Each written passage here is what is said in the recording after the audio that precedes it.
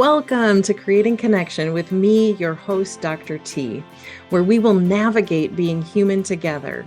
We'll do this through conversations, exploring the challenges and joys of life, uncovering insights and strategies to create meaningful connections, to foster personal growth and find solace in the collective wisdom of our diverse community. Drawing from a unique blend of academic expertise and personal experiences, I will dive into the joys and complexities of aging, death, dying, grief, and body image.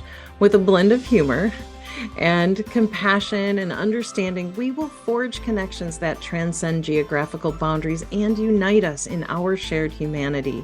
When we come together, the possibilities are endless. Creating Connection with me, Dr. T, starts now. Hello, everyone. I'm Dr. T, and you're listening to Creating Connection on Transformation Talk Radio.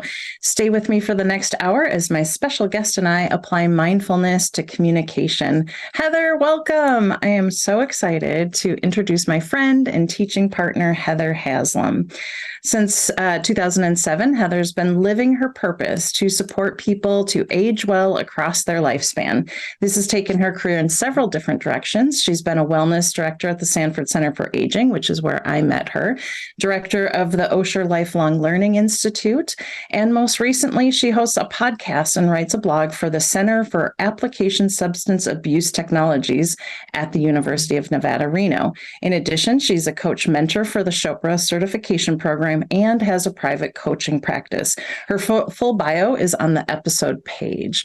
So Heather and I did our mindfulness training together. As I said, I met her at the Sanford Center for Aging, and we were teaching Gero classes together. So she was I don't know what your title was, but then we started doing mindfulness together because I was not handling grad school well together. So you kind of set the path, and then we just did the training together.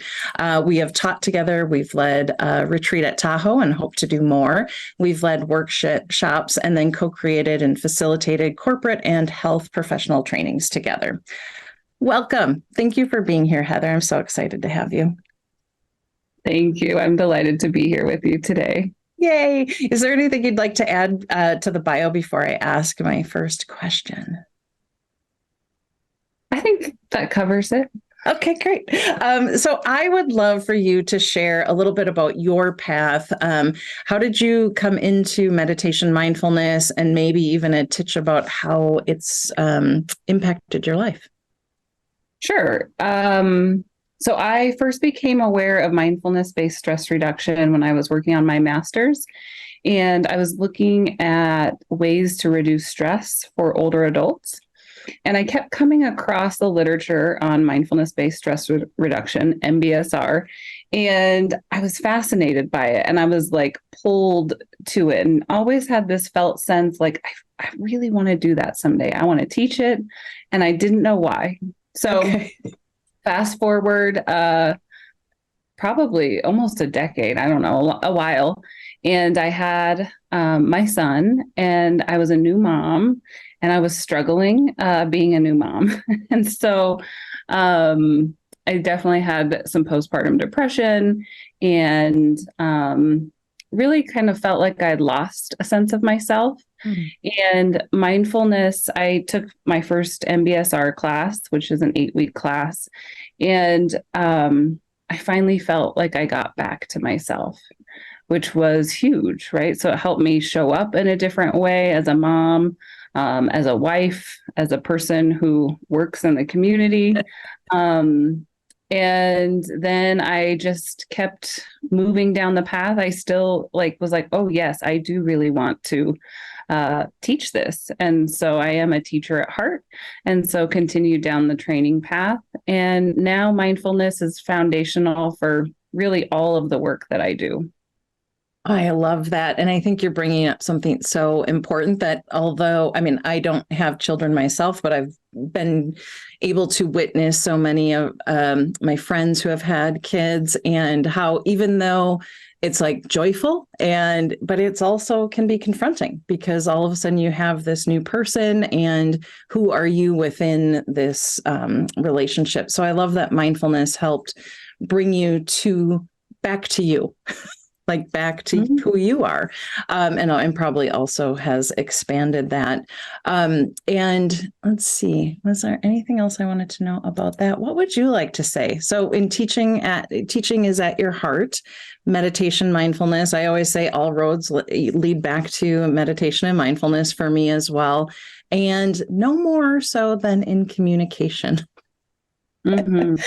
And how when I think about like us together and like how that is just become like such a strong through line, for me it's in our support of each other and our communication challenges, because what we'll be talking about today, the title is mindful communication, simple, not easy.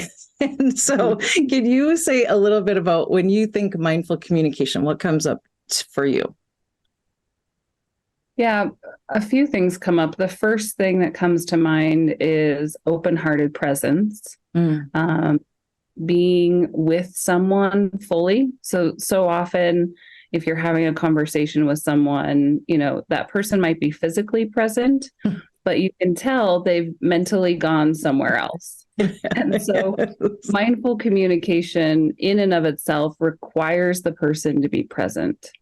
And I think in order to actually have mindful communication, it does require a person to have an open heart in some way. And that is simple and not easy for sure. We get triggered, we get activated by the people in our lives, something someone says. And so to acknowledge how that's impacting us, and then to keep coming back and showing up, which can be a challenge. It can be scary, right? Like, I know, and we'll get into stories as we kind of go through the talking points, because I want to make sure that when we're talking about mindful communication, people are getting a sense of, what do we mean by it, and how can it be implemented in your life? But I do like normalizing that, although it's, this kind of ideal and it's a real gift that we give to each other when we can be fully present. And I know that, phones are a big detractor. And I have someone in my life who I love very much, and his name is Charlie. And he will be on his phone, and I'll be like, babe, I'm talking to you. And he's like, yeah, I'm right here. I can hear you. And he can hear me. But I don't have that sense of presence, which I think is so beautiful. And the undefended heart. Mm-hmm. And I think there's, the mindful communication piece is it's a two-way street. Mm-hmm. And so the person on the other end, in order to have mindful communication, needs to feel seen and heard and valued as a human being. And that piece, that's like varsity level. It really is. It really is. And as we go through this episode today, I really want people to understand that we're pointing at like a lifelong practice. There are moments that I've had that I've like, and I'll call you and I'll be like, I did it. Okay. This felt like non-judgmental and open and just really flowing. And then, in the next hour or in the next day, I'm like, and kind of taken. And so it's not about being perfect at all. And so no, none of this is about being perfect. So getting into it, I'm just going to define, mindful communication. So mindful communication is a skill that utilizes mindfulness, which, if you'll remember from episode 2, mindfulness is paying attention on purpose in the present moment, non-judgmentally. Hard enough to do for our own experiences. And then, as you said, varsity level, when we're talking about applying this in community or in relationship.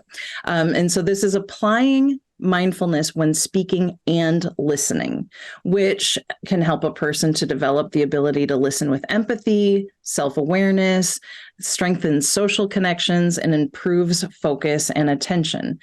And so as I say that definition to you, what comes up? What do you think when you hear that?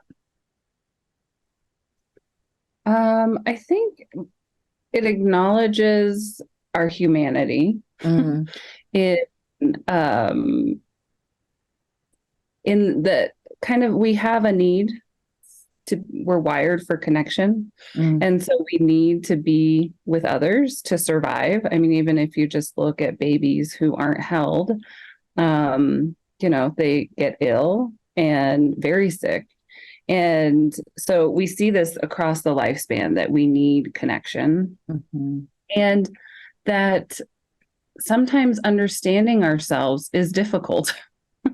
Where there's a lot of conditioning, there's a lot going on up in our mind. There's a lot going on in our hearts, within our emotions, and being able to show up in this way is a gift. And like you said, a lifetime practice. Yeah. And I think that idea of that ability to be aware of what's going on. And that's where like a formal meditation practice helps, because you start to see kind of the contents of your mind. You start to see like how you flow and what's happening, versus just that knee-jerk reaction of like, oh, someone said something and I'm going to respond in this way. I have a quote here from Oren J. Sofer from his book, Say What You Mean. Love this book. And I did include in the episode description 3 books that I recommend on communication. But this quote is, human communication is more than just a linguistic exchange. It's a multidimensional, embodied, lived experience that involves all of our being. Feelings, thoughts, memories, and history. It is at once verbal, mental, emotional, and somatic. Communication includes how we use our voice, the tone, volume, and pace at which we speak. It includes body language and touch. And I love this because it is so inclusive, and we can often, as I had said, kind of jokingly about Charlie, like looking at his phone, and I can hear you, but in those moments, what I'm actually wanting is more. I'm wanting that eye contact. I'm wanting, to feel his presence. And when we have communication or conversations like that, it's so like I can feel the difference. And I think most people can feel the difference, even on the telephone, if someone's distracted or doing something else. It's like there's so many layers that are coming into it that we might not be aware of, but we can pick up and sense. It's that felt experience. And if you don't feel like the other person cares in some respect, or and it's not about like in the example of Charlie, right? Like he clearly cares deeply about you. Yeah. Not that he doesn't care, it's he's distracted, right? So there's but there's this sense of like, well, why even bother? If you don't feel someone's felt presence, it can be just like, okay, I'm shutting down now. right. Yeah. And like that shut down feeling, which then prohibits that feeling of presence, because of what you were talking about, not only with, the idea of like that heartfelt being there, but that can be vulnerable and scary. And if you're not feeling kind of met out on that little ledge, it can be like, no, I'm not going to go out there if I'm just going to be by myself. However, you can shift conversations with your own, kind of process. There's, and I don't remember it now. Do you remember what I'm thinking about? No, it is with the dance changes if one person changes it. So like if you all are doing a waltz and someone starts doing a jitterbug, I don't know, is that a dance? That's a dance. Then the dance inherently changes. So you can bring this mindful awareness and attention. So I can feel like, even if Charlie is distracted, I can then acknowledge in myself, like, oh, maybe I want attention in a way that he can't give right now. So maybe I will pause and not say the thing that I want to say. So then that's checking in with yourself. And I think that that's a big piece of that. How do you do this in your life? So I'm thinking of my son, and he'll be talking to me, and I'll be in the middle of doing something like responding to an email or a text or doing, some sort. It's usually related to work, and he's just chatting, and I was like, and I can feel the pull, because I want to give him my presence and I want to finish this. So I'll say, hey, buddy, like I do want to listen to you and I want to hear about what you're saying, but I need 2 minutes and then I can give you my full attention. Yeah, I love And that. hopefully I don't get distracted and like forget to give him my attention. That's the part that, sometimes if I got down some rabbit hole. But it's that awareness, right? And then taking the responsibility for my piece of the communication. Yeah. And I can't give that to you right now. Yeah. Which is also valid, right? Because again, we're talking about something that is a practice. And at some points, that practice might be, oh, I can't give my full presence and attention. So, when can I do that? Or if you can see someone else is not able to, maybe you choose a different time or, say, oh, I'd rather talk about this later. And I think that's positive. And I also think, something that comes to mind and how do I use this in my own life is something that we learned in a class together with Aya, which was on nonviolent communication. But in that class, she talked about basically containers of safety. And so, there's some people like that you are in my safety zone. And so I'm able to call you and share things and talk through things and process things that I don't do with other people who might be, in a different container. And then there's people who are unsafe. And so I'm not going to divulge or share things to them in a way like someone I feel safe with. So there's a safety piece to this as well.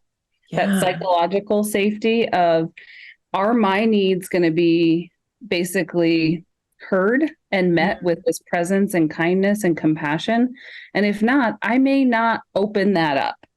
Right. So I might not open, which I guess comes back to the open-heartedness. I do not open up in this way because I don't feel safe. So for me, that's a big piece. That makes sense. And what comes up for me with that is the idea that I think I know it's Brene Brown, but I don't know the exact words, but she says something like, not everyone has the right to our story. And so I think that is a really important thing to know, because we're not definitely, saying to just go out into the world and say, everything that's on your heart, because that's what's there. But it is that wise or the discernment of, where can this be held? Is it, and then here's I don't know if anyone can see my tattoo, but it says thankful, but in the dark letters or the purple letters, actually, it is the reminder for gates of speech. And so is it true and timely? Is it necessary? Is it kind? And is it useful? So that comes into the play too, because it might be true, but is it necessary? Is it kind? You don't need to say absolutely everything off of the top of mind. And it is a real gift to start to be aware of who those people are in that inner circle. And if if for the people who are listening, if you don't have that, it's something worth paying attention to, because that is the piece that we talked about in episode 1 about connection and the importance of being able to be seen and known for who you are. And so, and that makes me think of, you have to first know and see yourself. So I come from a long line of people pleasers and lovely human beings, but don't actually communicate their own feelings and needs. They just adapt. And it's something that I have worked on for the last several years and continue to work on. But in that same workshop that I just referenced, I remember doing a journaling exercise with myself, and I had gone through a particularly challenging communication with my husband. And I started journaling what I was feeling and what my needs were. And then I realized, oh, those are not my feelings. Those are his feelings. And so then I had to learn how to separate myself, so that, because I I do tend to be fairly empathetic as well. Mhm. And so I react to the energy, the emotions in the environment, and I tend to take them on. And Mhm. so I've had to learn how to, and I'm still learning how to not take those on and to be like, okay, what what am I feeling right now? Mhm. What are my needs in this situation? And then learning how to articulate that. Ooh. Again, varsity, and I'm probably like maybe JV or like whatever's below JV. I I love that you're going down a sport. Well, you know more about sports than I do. I was going to try and jump in. I'm like, I don't. I would just pretend to know what a sports is. Oh, those are really good points. So with that, I want to bring up, because we're kind of talking around it, but I want to be direct as we're talking about the elements of mindful communication. So we've said it a couple of times, but self-awareness and self-awareness is really how we can then communicate well, because you are then aware of your thoughts, emotions, biases, judgments, distractions, and stress. And so a lot of the stories that we've been talking about, or kind of talking around, are talking about like, are we distracted? Are we stressed? And what kind of judgments are we bringing to the conversation that can get in the way of actually being open and kind of that undefended heart? Do you want to take the next one? Or do you Sure. have Well, I just like to add Okay. to that or highlight, really going back to what you had shared about Orrin J. Sofer's Yeah. definition. He also includes somatics, which is the Mhm. body. And so our body is full of wisdom and is continually communicating with us. And so, if we start to get a pit in our throat or a pit in our Mhm. stomach, or, for me, like your shoulders start to like clench over, Mm. these are all indications, right, that there is some sort of impact. So we can Yeah. start to lean in and pay attention to our body and how we're even reacting or responding in situations. Mm. So I think I would add the body to self-awareness as well. Yes. Yes. Thank you. I feel like I should just add that right now. No, but the body is very important. And we have to get into the habit of checking in, right? Because so often we're living in this, kind of cognitive space where it's the thoughts and judgments and reactions, and that dropping down and getting to know, like, what are those sensations and what do they mean, right? Is it like, ooh, the body's saying, pause, this isn't a safe situation, or maybe it's that kind of, heart racing where it's like, oh, this needs to be said. And even if it's scary. And so I love that that's such a key and important piece. And the next piece about speaking authentically. So, authenticity is the connection between what you are saying, how you are saying it, and what you believe. An, auth- an authentic communication means listening more often than you speak. And when listening, focusing on the speaker and his or her message content rather than thinking about how to respond. So, it's Ooh. really about giving pause. So there's a couple things in there with authenticity. We have to own and acknowledge our own experience, Mhm. right? That's that articulation of our feelings and our needs. Um, and it's giving that space so that when we're listening, we're not just like jumping into the next thing or thinking about, whatever else we're going to say. But it's really deeply listening to that other person who's sharing. Yeah, which is the norm, right? Like when and I'll ask people, to pay attention when they're talking, like what, to start noticing when are they wanting to jump in and waiting for their turn, and I almost picture it like jump rope or that double dutch, and you would like, when do you jump in? And Mhm. conversations can really feel that way, and versus having that power of the pause. The third one is reflective listening. And this makes me laugh because one of my first friendships in grad school, I did some reflective listening, and she was like, did you just therapize me? And I wasn't intending to, but reflective listening requires presence, focus, and attention. And with the practice of reflective listening, you listen to understand what the other person's saying. So again, going back to the Oren J. Sofer quote, there could be like some tone, there could be some things coming at you. So the skill of trying to listen to understand what the other person's saying, not just reacting to what exactly they're saying.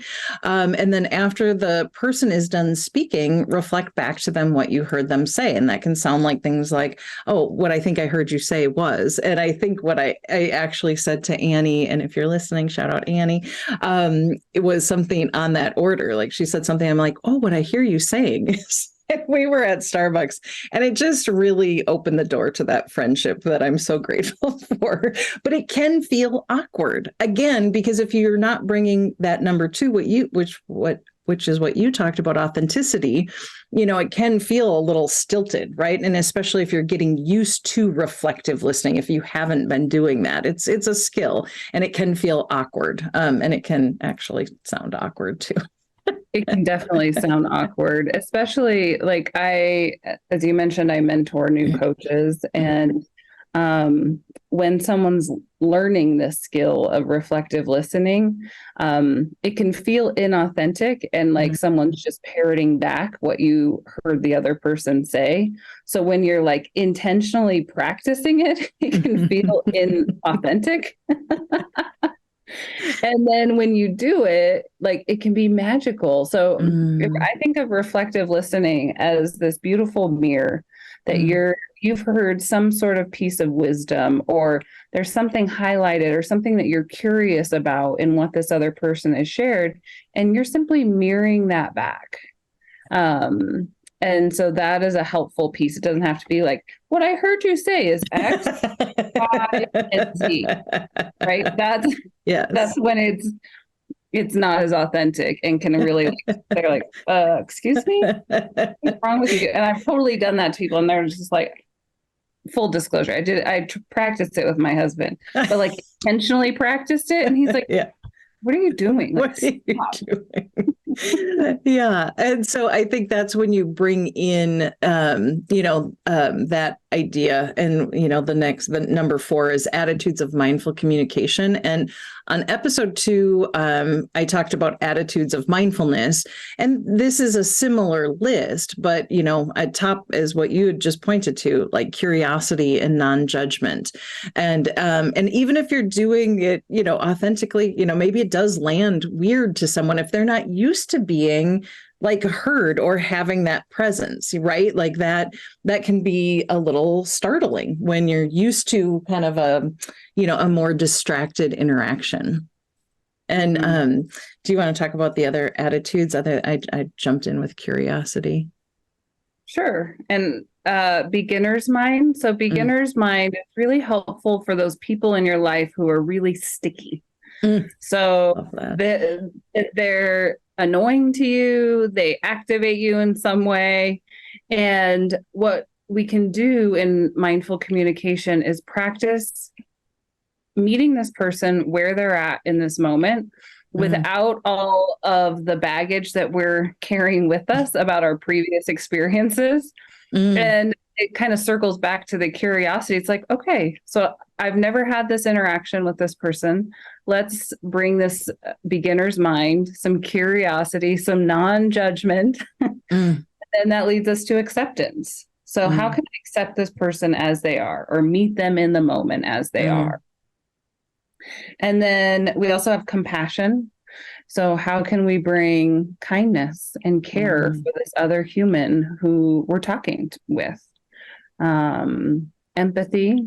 And I love empathy because it's really, I think it sometimes gets confused with like, I have to have gone through an experience like this person. And really what empathy points to is that all humans have emotions, and we all have the same emotions, right? At differing times, of course. So we know what those emotions are. So empathy means that we can acknowledge and have empathy for what that person is feeling. We may not understand what they've gone through, but we can understand what they're feeling in that moment. So that I think that's how I tend to think about empathy.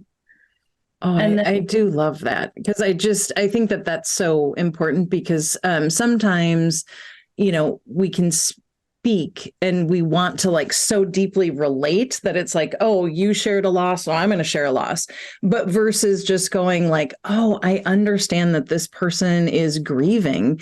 And I too know what grieving is. I don't have to jump in with a story, but I can bring that sense of empathy and care, compassion to their own experience. Mhm. Yeah, absolutely. And then the last two are vulnerability. And vulnerability means that we are open to Mm, the experience and sharing, I guess, which yeah. goes back to that safety piece, I guess. And Trust. trust, oof, trust, safety. And then our last one is patience. Sometimes people aren't able to meet us where we would like them to be. Mm, So mhm. can we be patient with them? Can we be patient with ourselves? So patience is a big one. Anything Yeah, you want and to discuss? well, patience, what comes up to mind, and I can't remember the exact amount of time, but for people who might be supporting someone who's living with dementia, or maybe someone might be living with dementia, that piece of patience, or even introverts. I mean, you and I have both taught in the college classrooms many, many years. And so our world is really set up for, kind of that outgoing, quick responder, and introverts. There's a great book called Quiet that talks about how life is really not set up for introverts. And so actually pausing and having that patience for, whether someone's struggling or living with some cognitive challenges, or maybe they just need more processing time because that's just how they are, having patience to allow someone to have that. And I do have a very funny, well, I don't know. I think it's funny. So Charlie, again, Charlie is my husband. We were driving, and I have, I love road trips, and I want to have good conversations. And so sometimes I'll like throw out different topics, like waiting to see what he's going to nibble on. And one time he said, well, you have to give me time to process. And I was like, oh, okay. And so we were in the car. I threw out, a question or a conversation starter. And then I paused. And then I very patiently watched the clock. 1 minute, 2 minutes, 3 minutes, 4 minutes. And he hadn't said anything. And so then I very gently said, babe, what are you thinking about what I said? And he's like, oh God, my mind is on 10 other different things.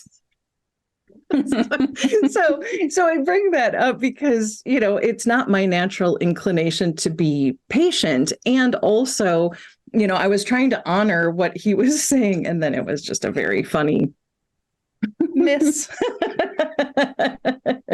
Well, and it goes back to like you wanting to connect, Yeah. right? At a time when he's processing or thinking about whatever these 10 other things are, which is when we have those wonderful miscommunication mishaps in our relationship, Yes. Yes. right? Or I used to, I probably still sometimes do this, but like as soon as my husband would get home, I would just want to like tell him all the things. And like on top of my mind was always the things that needed to get done or the logistics of the house, which Mm-hmm. isn't timely generally when someone walks in the door. It could feel a little overwhelming. So I definitely try to have some patience and like hold those things for a more timely time. But Yes. yeah, it sometimes happens, and sometimes I make mistakes or missteps and get too Yes. too excited. Too excited. Or you don't want to forget because you've forgotten Oh, like 5 times before that one time that you're blurting it 100%, out. right? Yeah. And then in just to really bring this home about like beginner's mind and curiosity. In our relationships, I like that term sticky about like who are challenging people, but we can also get into that with our people that we see all the time. our partners, maybe colleagues, coworkers, and you're like, oh, this is just how it always is. And there's that kind of internal eye roll. And then that's an immediate shutdown. And so you're not bringing that sense of curiosity to this moment and going like, this is really the first time, which then brings us to what gets in the way of mindful listening. And there are actually 12 common listening blocks. And when we teach this, we actually have people kind of circle and think about which ones are most common for them. Not that we can't get into all of these 12 all at once, but you want to kick us off with listening blocks and see where this takes us, because they're good ones. Sure. So these listening blocks, it's really helpful to start to pay attention to in what situations do I do these, right? So building that self-awareness. So when we're sharing these listening blocks, it's really a tool for self-awareness, because it's like, oh, in this situation, I find myself doing X, Y, Z. And then with that awareness, you can intentionally continue to do it, or you can take a different pathway. Yeah. And so the first one is mind reading, which is making assumptions about what the other person is going to say. We've talked a bit about our husbands on today, and this is where I find that I most do that, right? Like if my husband looks mad, I think he's mad at me. I'm like, oh, he's mad at me for something, when he might just be not mad, or mad at something else. Who knows? But until he's communicated that with me, like, I'm making an assumption, I'm mind reading about what he's feeling, or thinking that I know what he's going to say. And that's in those relationships where we see people a lot. And it's like, oh, here we go. I know what they're going to say. Right. So then that's what you bring in the beginner's mind. Yeah. And so, mind read. I used to think I was great at mind reading, because again, I think that goes with the like people pleasing, right? Because and the and empathetic and kind of being able to read energy when you walk into a room and like, oh, something is amiss. And I think I know what that is. And it's probably about me, and it may or may not be about you, which is like the surprising thing as I've brought more of this practice into my life. Like, well, maybe it is about me, but if they haven't expressed that, well, okay, or maybe it's not about me, which, not about me. Come on. Truly. But mind reading is tough, and we really can't do that. So bringing in that idea of curiosity in beginner's mind.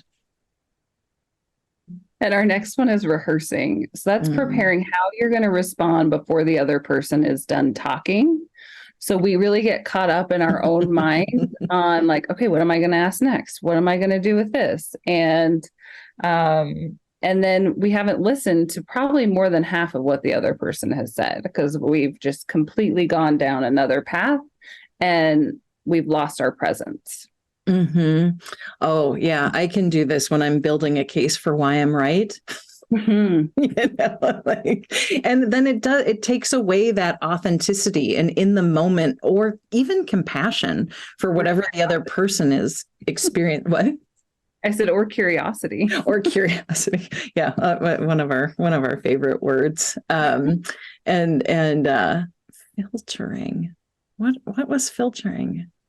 So that's selective attention for only certain types of information, and then allowing the mind to drift away from the speaker. So this is, I think of like confirmation bias, when you're like, oh, I know what this person's going to say. And so you listen for those key points and you're like, yeah, see, I knew it.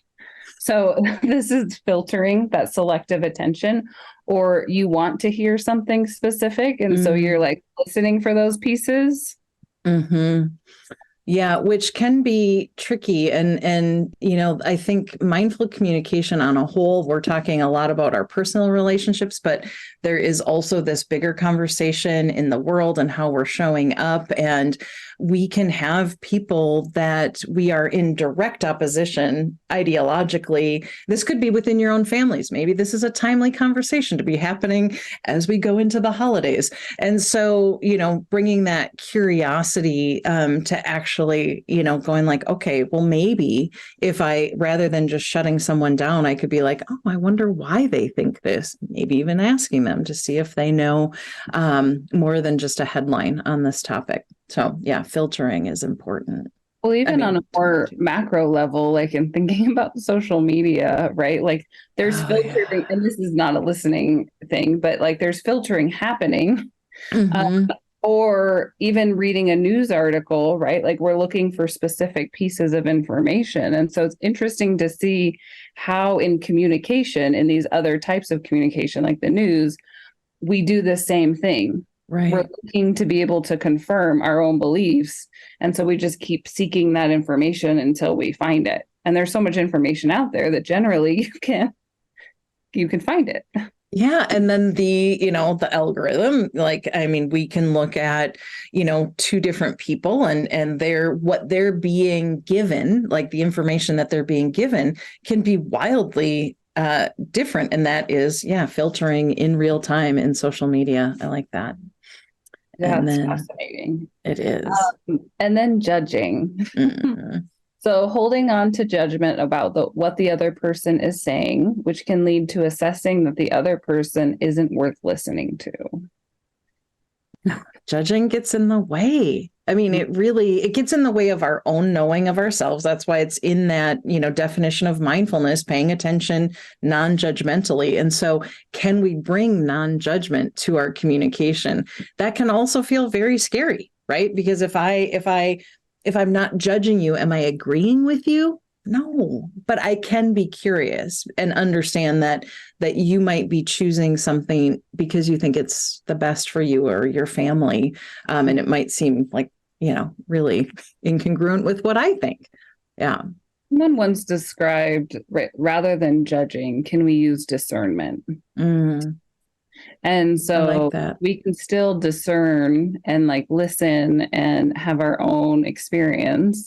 And that doesn't mean that we have to agree or like identify with their perspective, but we can still bring that kindness and compassion to that other person. Yes, absolutely. I love that. Easier said than done. Simple, not easy. And then we'll go into the next. So we have daydreaming, which is is it similar to filtering, do you think? Yeah, it's really, I think, when your mind has drifted away to a thought, a memory, or an image. So this is that example that we talked about earlier where you're physically present, but you've mentally drifted away, right? You're often who knows where. Yeah. Right. At a beach somewhere, or like I say that, right? I'm like, ooh, I could go, like my mind could go there. So the person says something, it takes us somewhere and I start daydreaming about it. Or there's a lot happening. There's a lot going on in your mind. And so you're just like off in some other land. Yeah. And then my advising, this is the next one here is one that I have had to work really, really hard on and to catch myself, right? Because someone might say something and then I'm like on to giving advice and they didn't ask for advice. And this can be really tricky because, when we do bring empathy and care and compassion, it's like, oh, my friend is hurting or, oh, this person's hurting. How can I help? But it really it does get in the way of like listening mindfully. And I think it can also come across as judgment in some ways too. Like it could come across as like, like if I give you advice, it's like, you don't know what to do or you don't know how best to support yourself. So I think it can come across that way too. And as teachers, right? Like we learn a lot. We have a lot that we get really excited and passionate about and we want to share. So it comes from this place of love and care and excitement. And sometimes it's not what's called for. I also see this a lot with healthcare providers, right? They're used to giving directive advice and it's hard not to. Yeah, absolutely. Sparring. This is one that I don't do very often, but maybe you can say a little bit more about sparring and how that fits into listening blocks. So being argumentative and believing that your opinion is the one that is correct. Well, no, maybe I'm like, maybe I do this. Maybe I have a block to this listening block for myself. I'm like, oh, sparring.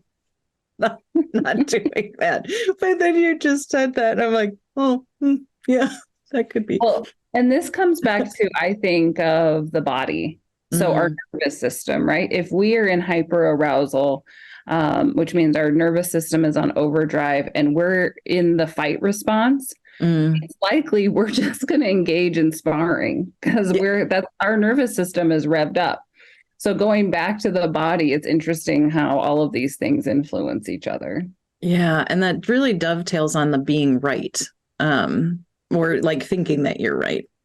Yeah. It might look like being closed-minded and resisting or ignoring any communication that is different from your own perspective. So this, I mean, to me, this takes us back to where we are in the world, in politics, in, religious beliefs, in, fill in the blank of feeling like you are right and that other person is wrong or bad. Yeah. And then this is harmful, so harmful to communication, but also for violence in the world. Yeah, it really is heartbreaking. And we can kind of see that in that dichotomous, like, this way or that way, even in our own kind of government setting. So, yes. That's a tough one. Okay, so then to go into derailing and the next couple. Yeah. So changing the subject or interrupting before the other person is done speaking. So the time that I have either noticed this in myself or seen it with other people is when we derail a conversation. It's oftentimes because we're uncomfortable with what the other person is saying. It's like, oh, no, this is a little too much for me. Let's go this direction. Or we have, the person says something, it's triggered this other thought or idea or experience. And we're like, oh my gosh, let's go this direction. So it can happen. Usually I see either way. I'm sure there's other ways too. No, absolutely. I do that. Enthusiastic derailing and then to notice discomfort disrailing. And then that can really lead to someone not being heard. A lot of my work is around grief and the experience of grief. And so when someone derails, if someone is expressing grief, the pain point for the person who's grieving is not being heard, is not, being able to fully express. And then also kind of with that derailing, then they're told, don't talk about this. And so thinking about that as we're, going into these seasons. Yeah. I feel like that's probably one of the times that it's done most is when someone's and it's because we don't know what to say, right? If we don't know what to say, that's that discomfort. And like, I don't know how to sit with it or communicate about it. So I'm going to go off onto this, which is more comfortable for me. Absolutely. Then we have placating. So that's agreeing too much and too quickly. So that might be like, I see, I understand. And it's sometimes actually done right in therapy in some ways, going back to therapy. But if it's overdone or done too much, it can really turn someone off for communication. And then comparing. So you are comparing yourself to other people and evaluating the differences. The amazing thing about all of these human beings on the planet, right? We're all different and there's no need for evaluating and comparison. And yet it's inherent in our society. So there's a lot to work through there as we learn to love and accept ourselves and then seek to understand the other person. Yeah. And I just wanted to say, like the quote that comes up, and I don't know who said it, but comparison is the thief of joy. So whenever I think about that, if I'm listening to someone talk about a great vacation and feeling like, oh, well, I haven't taken a vacation. And so that actually robs me of joy of like being in that kind of like shared, like, oh, I'm happy at your happiness. And also it's information for me. If I'm like, oh, I haven't had a vacation, and maybe saying like, oh, this might be something I want to put on a more immediate note. So it's information back if you're doing that with self-awareness as well. Mm-hmm. And even just there, right? Like I'm thinking about how like the communication between us, right? Like I didn't give space for you to come and share your like this important piece of information. And so I love this because like I'm aware of our amount of time we have. Yes. So I'm like, oh, we got to get through all listening blocks. And then here I am interrupting communication. It's brilliant. It is. It's so perfect. All the time. It's like, oh, I don't have time for this. Like, we got to keep moving. Yes. And yeah. And like noticing, I think both of us, we're very, very aware of when we teach and talk about, like doing, like being on purpose with our time. So yeah. So, but we are at the very last one. So identifying. Perfect. So that's identifying. And when we're identifying, it's meaning that we've identified with what the other person says based on our own experience, right? So we're basically inserting ourselves in. It's like, oh, I know what that feels like. I've done that. And we jump in, and it's a way that we connect.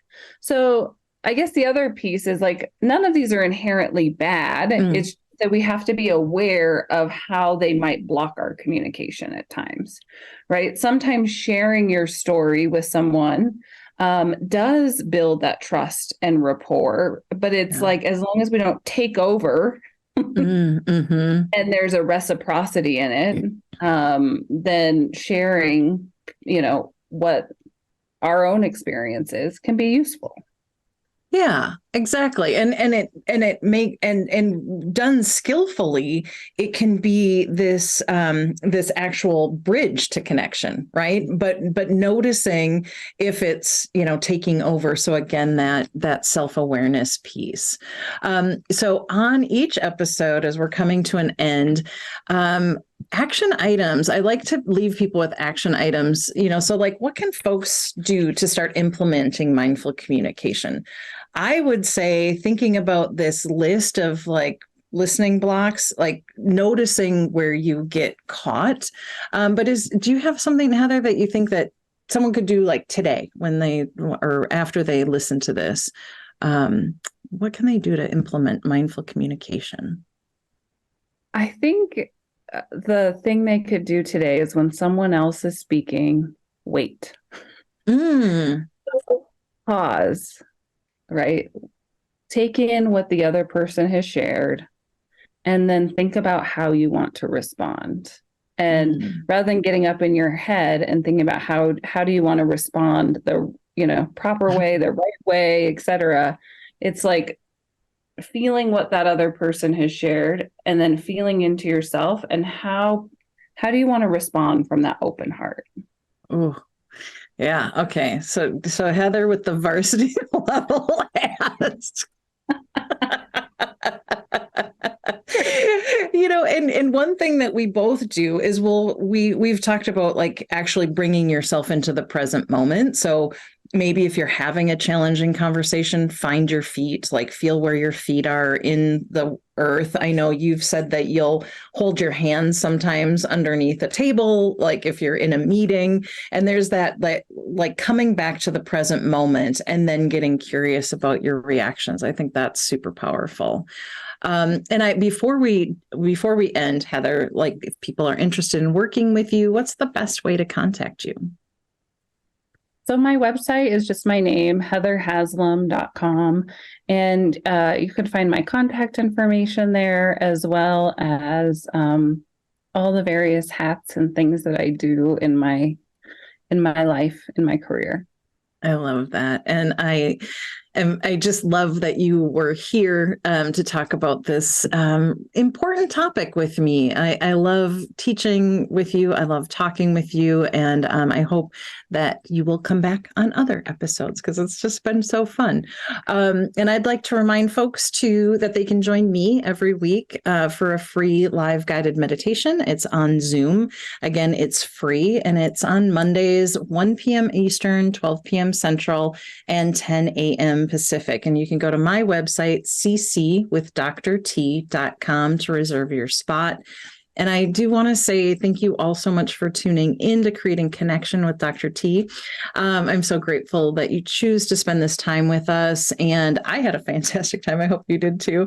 And I'd love you to join the first and third Wednesdays of every month at 1 p.m. Eastern, 12 p.m. Central, 10 a.m. Pacific. And until then, take good care of yourself and others. And I look forward to seeing you back here next time. Thanks again, Heather. Thank you for listening to Creating Connection with me, Dr. T. You can join me by tuning in on the first and third Wednesdays every month at 10 a.m. Pacific on transformationtalkradio.com, where we will navigate being human together. Being human means that we all have a body, and we will all experience loss, grief, and aging if we're lucky. Let's join together on this journey of exploration, support, and mutual learning. I love bringing people together, and on Creating Connection, we are a conversation away from understanding another person and, quite frankly, ourselves. For more information, visit ccwithdrt.com.